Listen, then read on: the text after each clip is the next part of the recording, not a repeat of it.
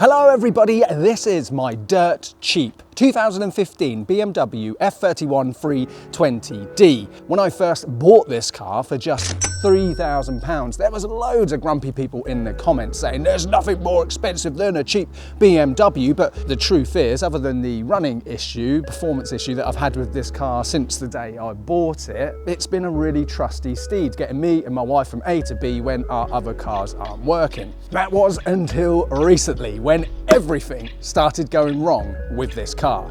A cracked windscreen, a screw in the tyre, and they say things happen in threes, don't they? I've also had a braking problem with this car. But in this video, I'm finally going to be getting all of these things fixed, and I'm going to get a tech to have a look at the performance running issue and see if we can get that fixed. How expensive is this cheap BMW going to be by the end of this video? There's only one way to find out. My name's Ben. Welcome to Dadcars. Welcome back to the channel, everybody, and we are on our way to get a technician to see if he can solve the sluggish performance issue. Basically, it's absolutely gutless below 2000 RPM, and I've never thought it's right. I mean, I know the 320D is not a particularly fast car, but it doesn't feel right to me. You've got to be like a gear or 2 gears lower than where you think you need to be. But while we're on our way there, I can talk to you about all of the other issues and money that I've had to spend out on this car recently. Oh, could you do me a favor though? Could you get your phone out quickly and just double check that you have clicked that subscribe button, right? It'll take you 2 seconds. Doesn't make any difference to you. YouTube's only going to show you the Dadcars videos that you're interested in. But to me, it will mean the world. I would so love to get 100,000 subs, get my YouTube plaque, and then I can stop asking people to click subscribe. So I've been driving now for nearly 20 years, and I've been very lucky that I've never had to replace a windscreen until recently with this car. And I called around and found a company operating locally who wasn't one of the big ones that you hear jingles on the radio and things like that.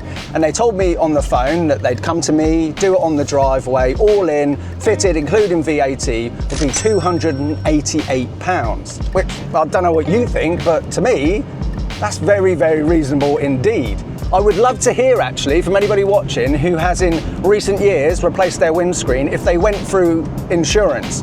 You know, did you have to pay an excess? You know, did it affect your premium the following year? Let us know in the comments below, because I'd be interested to read those comments. I'm sure a few others would as well. Something which I have unfortunately experienced many times over the last nearly 20 years is a screw in the tyre. And even though, yes, this is only a 320D, it's not exactly a performance car, I personally, particularly rear-wheel drive cars, I can't stand the idea of mismatched tyres. So the cost fitted for a pair of tyres on this car for me was £185, which is a hell of a lot less than the cost of a full set of Michelin Pilot Sport 4S's on the Dadcars that I did recently. But the most concerning of the 3 issues that I recently had with this car was the brake problem, which actually occurred on my way up to going collecting the brand new Maserati Gran Turismo, which they were kindly lending to me on press loan for a week.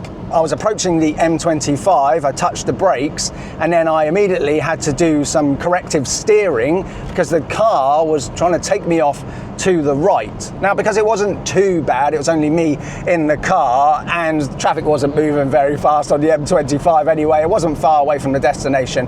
I basically nursed it to my destination, and then I arranged for a mobile mechanic to have a look at it. During the week it was left up there and I had the Maserati Gran Turismo. The cost of the mobile mechanic was £70, and on the drive back it did feel 95% better, but I'm still not convinced it's completely right, and that is why I'm not driving this car with the children at the moment, and I'm not letting my wife drive it.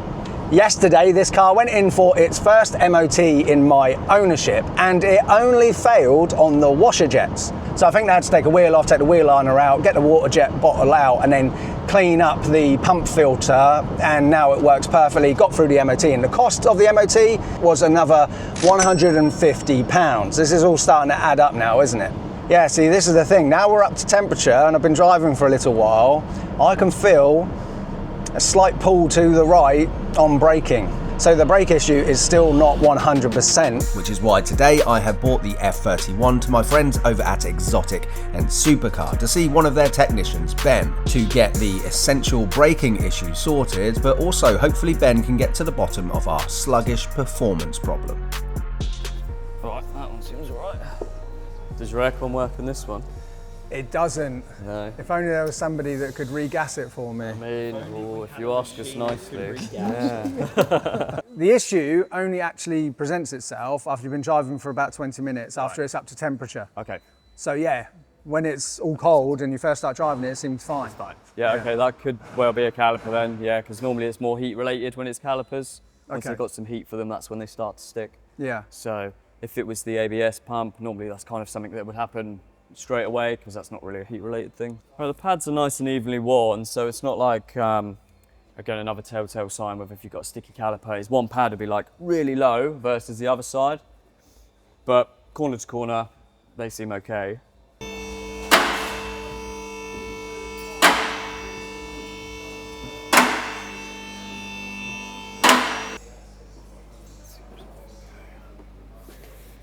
Driver's side's had a caliper already. Oh, okay. This one hasn't, so another good indication that it could just be the caliper. Okay. You can see how this side's nice and shiny. It's got some nice stickers and stuff on it. So this one's definitely been done. Okay. And then this side just looks original, no real stickers. Castings all kind of the same colour and stuff. Oh, okay. So it's kind of pointing towards this one. Seems to be okay at the moment, but if you're telling me it's when it's getting hot, normally these, once they get some heat from them, they just start to stick. Grab that brake on.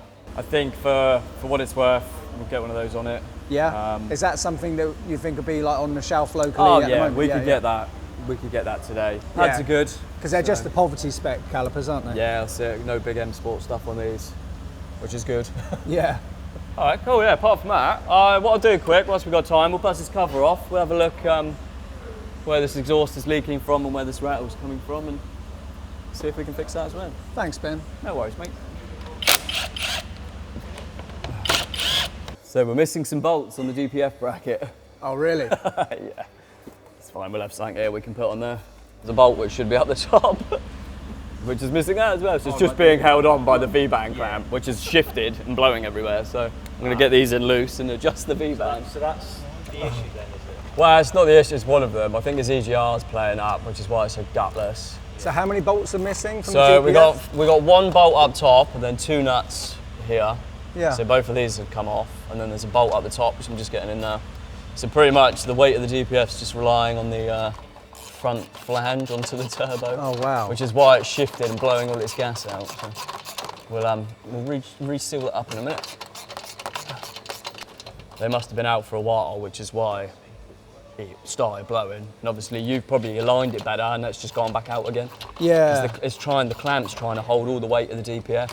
Yeah, because we just jacked it up in the garage, but Yeah. I haven't got like any way of lifting the whole car up, so Yeah, we couldn't really safely get underneath to even look at this. That's it. Right, what we'll do is we'll bring it down, we'll reseal the front flange, Yeah. and then we'll come back up and tighten these up.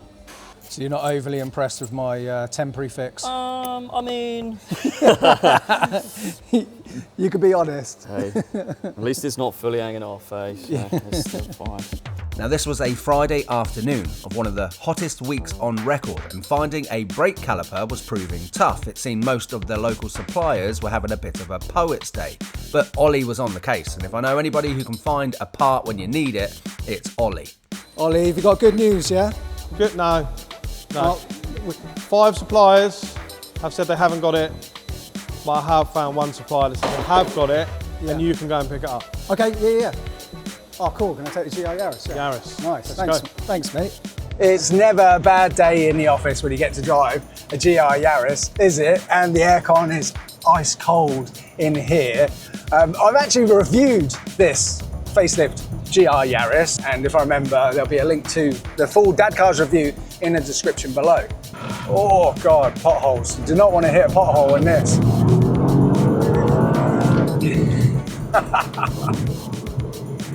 Right, here we are. How much is this going to cost me? 72 quid, that's all right. There you go, Ben. Thank you. Let's hope it's right, eh? 72 quid. Yeah, nice. So yeah, you can see on here, so your inner pad compared to your outer, it's not really been doing much, that one. Ah. It should be nice and shiny like this one. So yeah, it's definitely been sticking.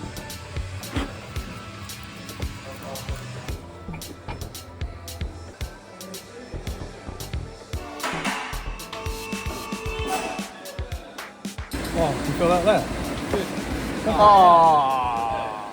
Right, Ben, thank you so much No for worries, mate. helping us today. Yeah. You're pretty confident we now know what the poor performance issue is. I think so, yeah, we've run some tests. There's no fault codes as such, as we found out. However, looking through some live data and stuff, you can see specified and actuals are off a little bit on the air mass. Very common for EGRs to stick and be in the wrong position on these, which gives you that real sluggish feel. So yeah, I think we're going to stick a fresh one of those on it and hopefully bring all the power back. That's awesome. What we'll do is we'll get that done, and then the next time that you guys see a video with the F31 on this channel, I can finally do my full Dadcars road test review, get some kids in the back, and I can tell you just how awesome this thing is. I didn't want to do that until it was running, right? Exactly. There's no point in me doing a review saying, oh yeah, it's terrible at roundabouts, all this sort of thing. Got no power. No, that's it. But I think these are wicked cars. I don't know what. Yeah, 100%. I'm BMW through and through. I own 2 of them.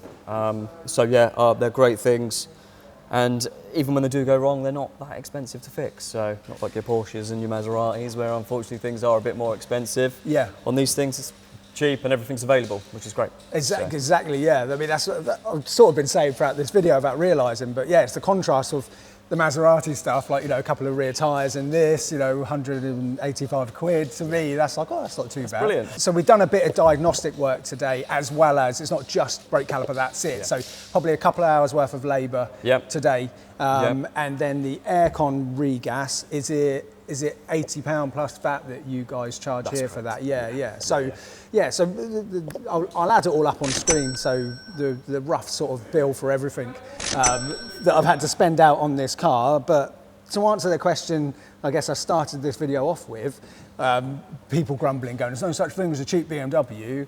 Well, I'd say that this is a good car for £3,000, yeah, right? 100%. I mean, we've had it in the air, couldn't see anything standing out, so yeah, another bargain by the sounds of it. And of course as well, this proves that it's not just the Ferraris, Lamborghinis and crazy stuff that you guys work on here. You also work on people's dailies, Definitely. their commuter cars, that sort of stuff. Yeah? Exactly that. So yeah, don't be scared to bring your cars here. Like I say, my background is a lot of BMW, Jag, Land Rover, Mercedes. Same with Phil, he's come from Mercedes as well. So yeah, we cover pretty much all the brands. So, excellent. yeah, come on down. I'll flash up all of Exotic and Supercars socials, like you really active on Instagram and things like that as well, aren't you? And then I'll put all the details and the website and everything in the description below as well. But give Ollie a call in the office and get your car booked in. And if you are a fan of BMW Tourings and you've not yet seen my latest purchase, click this video here. It's going to blow your mind.